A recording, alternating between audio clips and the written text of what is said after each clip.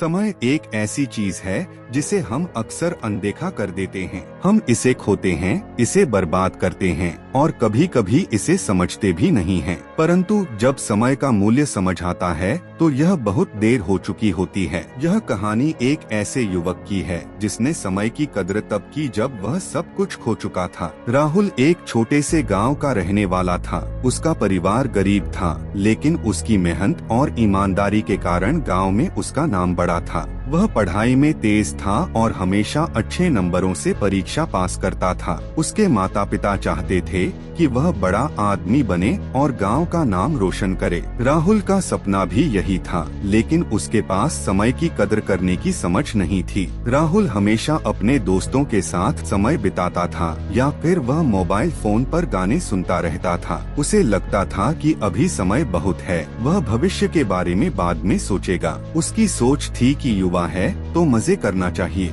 लेकिन यह आदत उसकी सफलता के रास्ते में रुकावट डालने लगी। एक दिन राहुल को गांव में एक प्रतिष्ठित व्यक्ति से मिलने का मौका मिला। वह व्यक्ति, जो कि एक बड़ा व्यापारी था, राहुल के पास आया और उससे बातें की। व्यापारी ने उसे समझाया, समय की कदर करो राहुल, तुम्हारे पास आज जो समय है वह कल नहीं होगा। तुम अभी जो काम कर रहे हो वही भविष्य में तुम्हारा मार्गदर्शन करेगा। राहुल हंसा और कहा, आप ठीक कह रहे हैं, लेकिन मुझे लगता है कि अभी मुझे थोड़ी और मस्ती करनी चाहिए। व्यापारी ने गंभीर होकर कहा, युवाओं के लिए यह समय सबसे महत्वपूर्ण है। तुम यदि इसे खो दोगे तो तुम्हें पछताना पड़ेगा। मैं तुमसे एक बात कहता हूँ, मेरी घड़ी की टिक टिक सुनो, यही समय है जो कभी वापस नहीं आएगा। राहुल ने उस दिन उस व्यापारी की बातों को ध्यान से सुना, लेकिन वह दिल से यह मानने के लिए तैयार नहीं था। वह समझ नहीं सका कि समय की कद्र इतनी जरूरी क्यों है।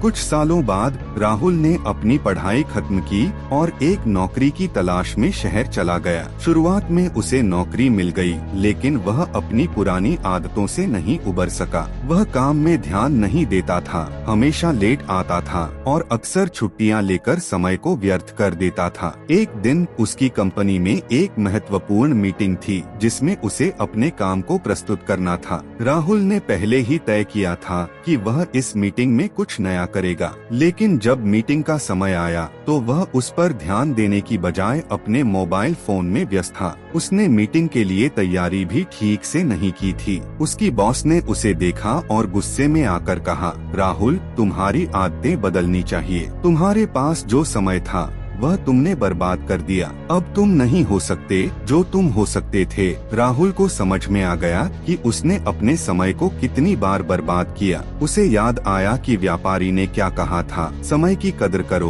क्योंकि यही सबसे कीमती चीज है। राहुल ने तय किया कि अब वह अपनी आदतें बदलेगा। उसने अपनी दिनचर्या में बदलाव किया, काम पर ध्यान देना शुरू किया और समय का सही उपयोग करने के लिए योजनाएं बनाई। पहले भले यह उसे कठिन लगा क्योंकि उसकी आदतें बहुत गहरी हो चुकी थीं, लेकिन धीरे धीरे उसने अपने काम में सुधार किया और अपने जीवन में एक नया मोड़ देखा। समय की कदर करते हुए उसने अपनी नौकरी में उन्नति की। उसे यह समझ में आ गया कि किसी भी सफलता के लिए समय का सही उपयोग सबसे महत्वपूर्ण है। अब वह हमेशा समय की कीमत समझता था और किसी भी काम को बिना सोचे समझे